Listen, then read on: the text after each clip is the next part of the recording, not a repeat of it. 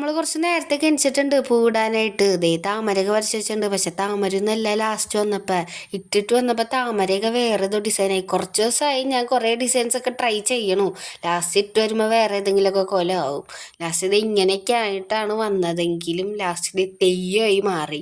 അങ്ങനെ ഇത് പല പല ഡിസൈൻ ഞാൻ ഇട്ട് നോക്കിയിട്ട് അങ്ങോട്ട് ശരിയാവണില്ല. പിന്നെ ഇത് ഇടാണ്ട് നമുക്ക് എണിക്കാൻ പറ്റൂലല്ലോ. അങ്ങനെ ഞാൻ രണ്ടും കൽപ്പിച്ച് എല്ലായിടത്തും അങ്ങോട്ടും ഇങ്ങോട്ടൊക്കെ ഡിസൈൻ ആക്കി.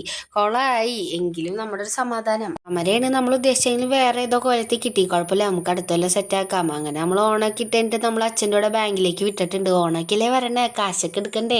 അങ്ങനെ കാശ് എടുക്കാൻ വേണ്ടി നമ്മളങ്ങനെ ബാങ്കിലേക്ക് വിട്ടിട്ടുണ്ടായിരുന്നു. അതിൻ്റെ ഇടയിൽ നമ്മൾ റേഷൻ കടയിലൊക്കെ കയറിയിട്ടുണ്ടായിരുന്നു. അമ്മ 2 ദിവസമായി പറയണ അരി മേടിക്കാൻ. എൻ്റെ അച്ഛൻ ഒഴുപ്പി അരി മേടിച്ചിട്ടുണ്ടായിരുന്നില്ല. നമ്മൾ റേഷൻ കട അടിച്ച സങ്കടത്തിൽ നേരെ ബാങ്കിൽ വിട്ടിട്ട് കാശൊക്കെ എടുക്കാൻ വേണ്ടി പോയിട്ടുണ്ടായിരുന്നു കേട്ടോ. നമ്മൾ ഓണം വിഷയമൊക്കെ ആകുമ്പോഴേക്കും തലേദിവസം ബാങ്കിലേക്ക് ഓടി എത്താറുണ്ട്. ഈ പ്രാവശ്യം തലേദിവസം അല്ലാട്ടോ നമ്മൾ എത്തിയിട്ടുള്ളത്, 2 ദിവസം മുന്നേ എത്തിയിട്ടുണ്ട്. കാരണം ബാങ്കിൽ തിരക്കാവും. ഈ ബാങ്കിൽ അങ്ങനെ തിരക്കും കാര്യങ്ങളൊന്നും ഉണ്ടാവാറില്ല. എന്നാലും ഞങ്ങൾ നേരത്തെ കാശൊക്കെ എടുത്ത് നമ്മൾ പുറത്തോട്ട് ഇറങ്ങി. എന്തായാലും റേഷൻ കട അടിച്ചു. ഇനി അതിൻ്റെ ഫ്രണ്ടിൽ നിന്നിട്ടും കാര്യമില്ല. നമുക്ക് അരിയില്ലാണ്ട് വീട്ടിലോട്ടും കയറാൻ പറ്റൂല. അപ്പം നമ്മൾ ഇതേ സ്ഥിരം പോണോ പോക്ക് തന്നെ മാവേലി സ്റ്റോറിലേക്ക്.